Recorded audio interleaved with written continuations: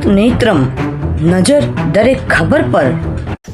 ગુજરાત રાજ્ય માર્ગ વાહન વ્યવહાર નિગમ દ્વારા બસ ડ્રાઈવરોની 2019માં કરાર આધારિત ભરતી કરવામાં આવી હતી। તો નિમણૂક થયેલા કરાર આધારિત કર્મચારીઓમાં આનંદ અને હર્ષની લાગણી તેમના અને તેમના પરિવારમાં ફેલાઈ ગઈ હતી। પણ આ જ કર્મચારીઓને 6 માસની અંદર છૂટા કરતા તંત્ર સામે રોષ અને પરિવારોમાં એક દુઃખની લાગણી જોવા મળી રહી હતી। તો છૂટા થયેલા કરાર આધારિત ડ્રાઈવરો દ્વારા અરવલ્લી જિલ્લામાં એમની નોકરી સંબંધી ઉગ્ર રજૂઆત તંત્રને કરવામાં આવી હતી અને તેમના પરિવારો દ્વારા પણ રોષની લાગણી ફેલાયેલી જોવા મળતી હતી। તો શું વાહન વ્યવહાર નિગમ દ્વારા આ કરાર આધારિત કર્મચારીઓનો ભવિષ્યનું શું થશે, આ એક ચિંતાનો વિષય બની રહ્યો હતો। હિમાંશુ વ્યાસ, ભારત નેત્રમ, અરવલ્લી। મારું નામ ભરતભાઈ દરજી છે। હું મોડાસાનો રહેવાસી છું।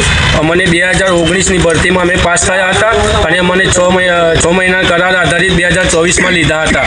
પછી અમને એવું કીધું હતું કે ભાઈ તમે ખાલી અહીંયા આગળ નોકરી પર આવી જાઓ તમને કાયમી કરવામાં આવશે, એમ કરીને અમારા જોડે છેતરપિંડી કરી છે। તો અમે અત્યારે 6 મહિના કરાર આધારિત ડ્રાઈવરો બધા અમે નોકરી વગરના થઈ ગયા છે। તો એના માટે તમે અમને ન્યાય આપો। ગામ જીતપુરનો રહેવાસી છું। 6 મહિનાના કારણ આધારિત કે અમને સરકારે નોકરી પર રાખેલા હતા અને અમને 6 મહિના પૂર્ણ થયા બાદ અમને ઘર ભેગા કરી દીધા। અમારા છોકરા બાળ બચ્ચોનું શું, અમારું પરિવાર અત્યારે ખવડું થઈ ગયું, અમારા પાસે કોઈ કામ ધંધો નથી। સરકારે અમે એવું વિચાર્યું હતું કે અમને સરકાર 6 મહિના પછી કાયમી ધોરણે અમને ઓર્ડર આપશે, પણ ઓર્ડર આપ્યા નહીં। અત્યારે બાળ બચ્ચોનું શું કરવાનું, એટલે અમે અત્યારે રસ્તા પર નજરા થઈ ગયા છે। આ સરકારને એવું કહેવા માગું છું કે અમને આગામી ધોરણમાં તાત્કાલિક અમને ઓર્ડર આપે, સરકારી નોકરી આપે અમને, એવું જ છે। જોવા બદલ આભાર। ભારત નેત્રમ નજર દરેક ખબર પર ચેનલને લાઈક કરજો, શેર કરજો, કમેન્ટ્સ કરજો અને હા, સબસ્ક્રાઇબ કરતા ભૂલશો નહીં।